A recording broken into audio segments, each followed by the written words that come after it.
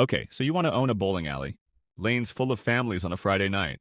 League play locking in the same regulars every single week. A bar and a snack counter selling food and drinks. To a captive audience who's staying for hours, not minutes. It's one of the most recognizable pieces of American leisure, an industry generating over $4 billion a year, with more than 100 million participants worldwide. That is the dream, and it is not entirely wrong. Here's what it doesn't tell you. The largest bowling alley operator on Earth once controlled more than 400 centers across the country, had virtually no serious national competitor, and still filed for bankruptcy twice within 11 years. Not because people stopped bowling, but because the debt used to build that empire never actually cared how many people showed up. Let's start with what it costs to open one. A small 2 to 4 lane concept, often tucked inside an existing bar or hotel, runs $80,000 to $200,000. A mid-sized 8 to 12 lane boutique center, the kind built around an upscale entertainment experience, runs $500,000 to $2.5 million. A large family entertainment center with 20 or more lanes, a full arcade and laser tag can exceed $3 million and climb past $10 million once every amenity is included.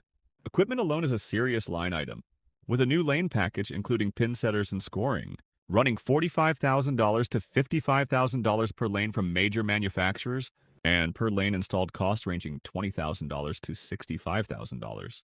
Depending on whether you choose modern string pin setters or traditional mechanical systems, each lane also demands real estate few people account for, roughly 80 to 90 feet of length, including the approach and pin deck, meaning a modest facility needs 10,000 square feet or more before you've added a single seat, kitchen, or arcade game. Before you roll a single frame, ongoing costs stack up in ways that mirror any large entertainment venue. Maintenance alone runs $10,000 to $40,000 annually just for lane oil, pin replacement, and general upkeep, on top of standard rent, utilities, and staffing for a building that has to stay heated, lit, and staffed, regardless of how many bowlers show up on a given Tuesday afternoon. One detailed financial model for a mid-sized center put fixed monthly overhead at over $80,000, requiring a cash buffer approaching $1 million just to survive the typical 14-month ramp-up period before the business turns consistently profitable, a runway most new owners badly underestimate when they're only looking at the equipment invoice. Here's the trap sitting underneath the entire industry, and it's the one that has repeatedly toppled the biggest operator in the business, specifically, not the small independent alleys.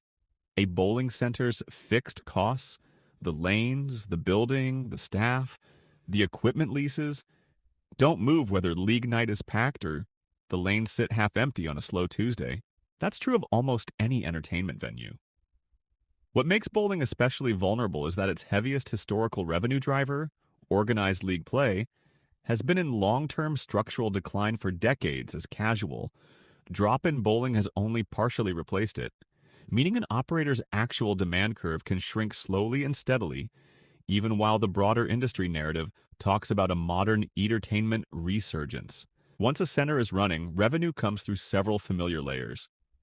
The core is lane rental, priced per game or per hour, supplemented by league fees from regular weekly play that provides predictable recurring income precisely because leagues commit to a season in advance. Food and beverage, particularly in the modern boutique format, has become an increasingly important second layer, since a center built around upscale dining can generate meaningful margin from a captive audience already committed to spending 2 or 3 hours on site. Arcade games, laser tag, and other add-on attractions round out a third layer in larger family entertainment centers, all designed around the same principle that governs a mall's kiosk or an airport's duty-free shop. The longer you keep a customer physically present, the more total spending you capture from them. Now, the disaster case study, and it's a story about financial engineering, not bowling. AMF Bowling had operated for decades as a stable, modestly profitable manufacturer and operator when, in 1996, an investor group led by Goldman Sachs paid $1.37 billion to acquire the company, financing the deal heavily with debt in a classic leveraged buyout structure. Management, backed by Goldman's capital, immediately launched an aggressive consolidation strategy, acquiring the 106-center Fairlanes chain, the 50-center Bowling Corporation of America, and the 43-center American Recreation Centers chain in rapid succession.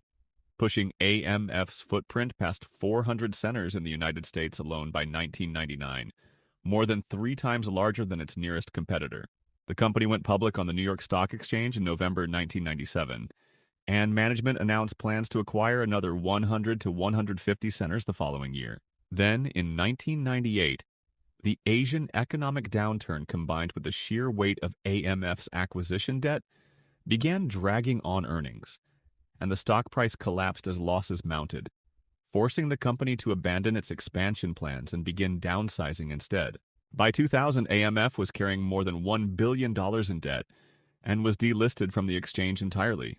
On July 3, 2001, AMF Bowling Worldwide filed for Chapter 11 bankruptcy, listing debt that would eventually require secured lenders owed $622.6 million to accept $150 million in new notes plus 92.5% of the reorganized company's equity, while unsecured creditors received a mere 7.5% stake.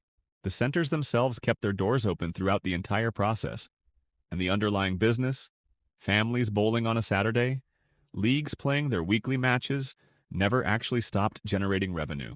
Remarkably, after emerging from bankruptcy in 2002 with a dramatically reduced debt load, AMF filed for Chapter 11 again in 2012, this time citing a weak economy and declining discretionary spending, proving the same lesson twice within 11 years. A genuinely dominant, well-run operator with no serious competitor can still be brought down entirely by debt taken on to fund growth. If that debt was sized for a demand curve that never quite arrived, let's run the numbers on 2 scenarios. Optimistic case, you open a 10-lane boutique center for $1.2 million, financed conservatively with limited acquisition debt, built around a strong food and beverage program and a loyal local league base.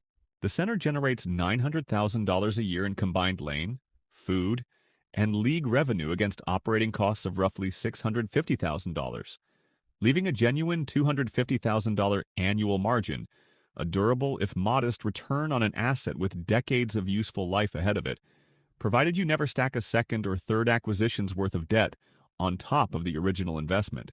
Realistic case, the same $1.2 million center, but built as part of an aggressive multi-location roll-up strategy, financed heavily with debt to accelerate expansion, exactly AMF's playbook at a smaller scale. Individual centers perform reasonably well on their own, generating steady if unspectacular revenue. But league participation continues its long, slow national decline.